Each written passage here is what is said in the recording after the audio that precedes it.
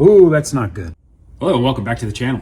Today I'm working on a Stihl BR450 backpack blower. Customer brought this unit in stating that it was locked up. So what I'll do is I'll go through the steps with you guys and I'll show you what I do during my inspection to try to determine what's wrong with this blower. And we'll tear into it if need be to figure out if it's something simple or something major and see if it's fixable. So in just a second, I'll bring you in closer. Since the customer stated that this unit is locked up, the first thing that I'm going to do to verify that is just go ahead and pull on the recoil and see what the issue is. Okay, it does turn over, but it is very tight and it is making an awful strange noise. I don't know if you guys can pick that up on the video or not. So the next thing I'm going to do is just look at this thing visually on the outside to see if I see any major issues with it. I'm going to look at the air filter cover. I'm going to make sure that it's intact. There's no holes, nothing like that in it. Next thing that I will do is I will look between the gas tank and the housing here to see if I see any wetness or any kind of oil or leaking. This thing looks fine. I don't see anything major. Normal dirt, exhaust, everything looks fine. Housing looks fine. So the next thing I'll do is I'll just pull this air filter cover off and inspect the air filter.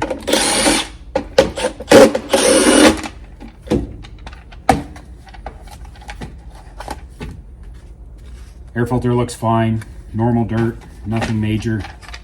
Air filter cover is good. I don't see anything major there. The next thing that I will do is I will just look inside the air box itself to see if there's any kind of major dirt. Maybe they ran it without an air filter, who knows. Inside of here, behind the air filter should be clean on these BR450s, and this one looks great. No issues there at all. Okay, so the next thing that I will do is I will pull this recoil off. Now, BR450s, the early BR450s had major bottom end problems. We experienced a lot of bottom end failures with these units in the early days. Now, Stihl did an update on the crank seals after a while, thinking that that was the issue. Well, it ended up being a clearance issue between the bearing and the housings. As the two housings come together, it sandwiches the crank bearings. And there was an issue with the clearances in there, so they remachined the engine pan itself to tighten those clearances up, and then that eliminated the problem. And I really don't see that issue anymore. But in the early years, there was quite a few crank bearing failures. So I'm just going to pull this recoil off. And what I'll do, so I'm just going to grab this flywheel, and I'm going to try to lift up and down on it. And this thing is tight. There's nothing wrong with it at all. It spins over. It is making a strange noise in there, but it is tight. Next, I'll just take my flashlight and I'll just look inside there again for any more leaking. This one looks fine. I don't see anything leaking at all. The engine pan, a lot of the Stihls, like on BR600s, BR700s, they have pan issues that when the pan comes loose, they start leaking, causing problems. This one's fine, no issues at all. Next, what I'll do is I'll just go ahead and take this engine cover off. There's 3 screws that hold this cover on.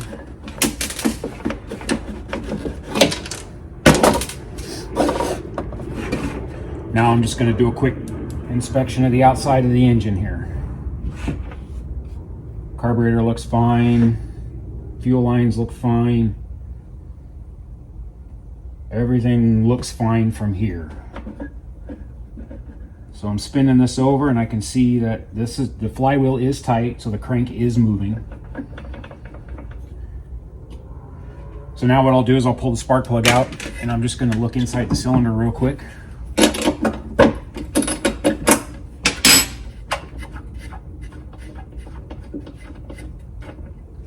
First, I'll just look at the spark plug, and the spark plug looks fine. It's not lean.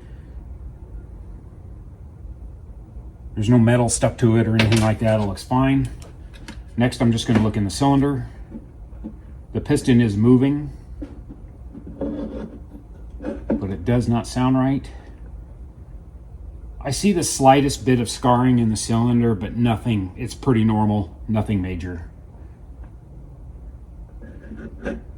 Okay, so the next thing I'll do, the next step, is I'll take this muffler off and I will visually look into the exhaust port and look at the piston.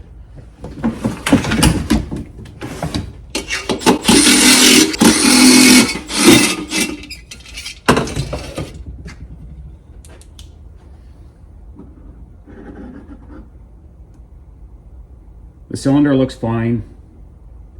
And the piston actually looks fine too. There's a little bit of oil buildup on the exhaust side, which basically tells me they're maybe using a cheap oil. It is common to see that. So, top end looks okay.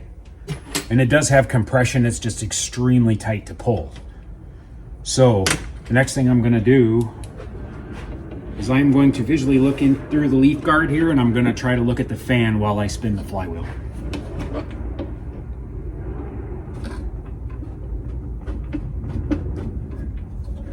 Okay, the fan is not moving. So that tells me one of two things.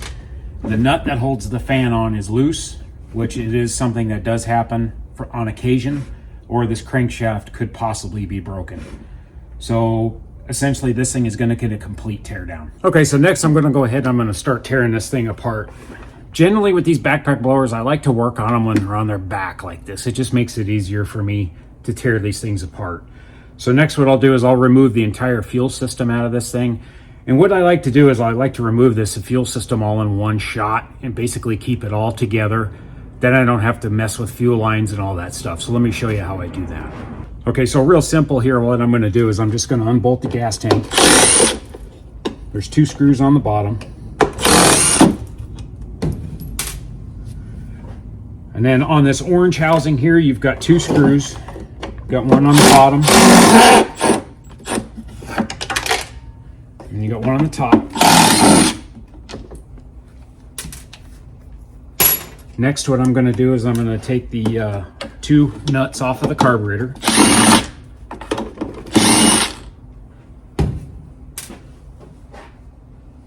If they don't come out, that's okay. I just have a magnet and pull them out. Just these right here. Go ahead and pull the coil wire out of the little notch right here on the housing.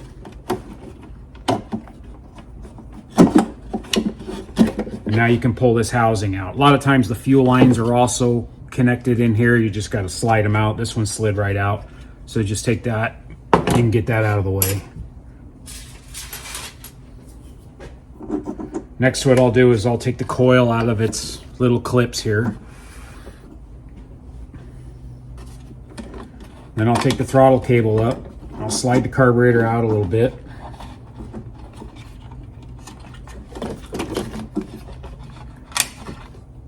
So now the throttle cable is disconnected.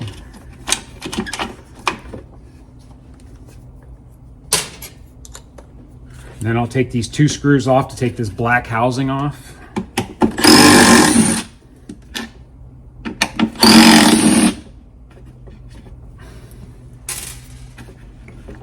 And then as you pull this black housing off, your primer is still connected in here, and you can just leave all this stuff hooked up. So once that's disconnected, go ahead and slide the carburetor off. And then you take your fuel tank off, and then you can just leave this entire fuel system sealed all in one unit. You don't have to worry about it. Next, I'll disconnect the wiring for the coil. Sometimes these things are on there really tight. Now I can get the entire throttle assembly out of my way. And then while it's on its back, I'll go ahead and I'll take these 2 lower body mounts off.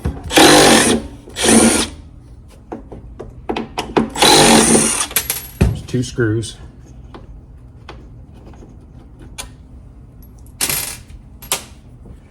Now I'll go ahead and I'll flip it all the way back over.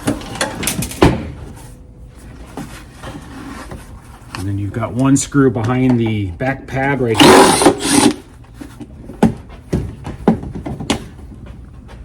And then you've got 1 on the other side over here.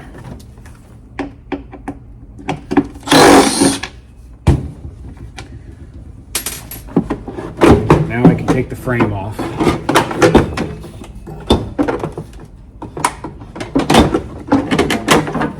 Will get stuck in here every once in a while. All right, so now I'm going to look at this, and I do see a little bit of melting around the fan, but the nut does look tight. The nut's actually part of the fan, so it's not a separate nut, even though I'm calling it that. So I'm turning the crankshaft and it's not turning. So that tells me that this crankshaft is probably broken. So now while it's on its back, I'm going to go ahead and split this volute.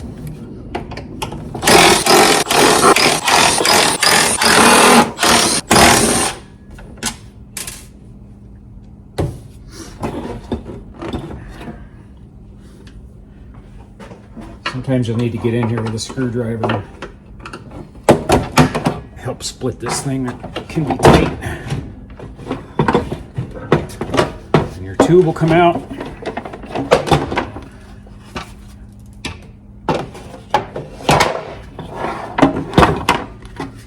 Ooh, that's not good. All right, so there you go. Broken crankshaft. I have seen this before. It does happen on occasion. It is very rare. But you can see it is broken. So now let me remove the engine. A lot of times you'll have to break these things loose by hand first.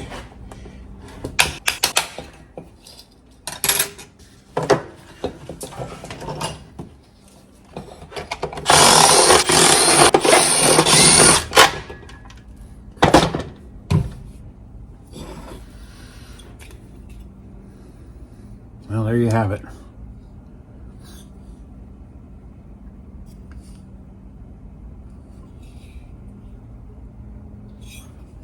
So what I'll do, I think I'm just going to go ahead and split this case. I don't really need to, but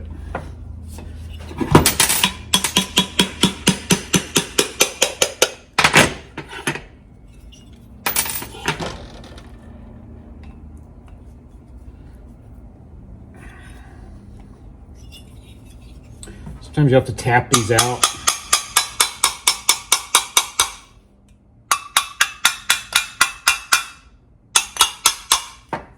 There we go.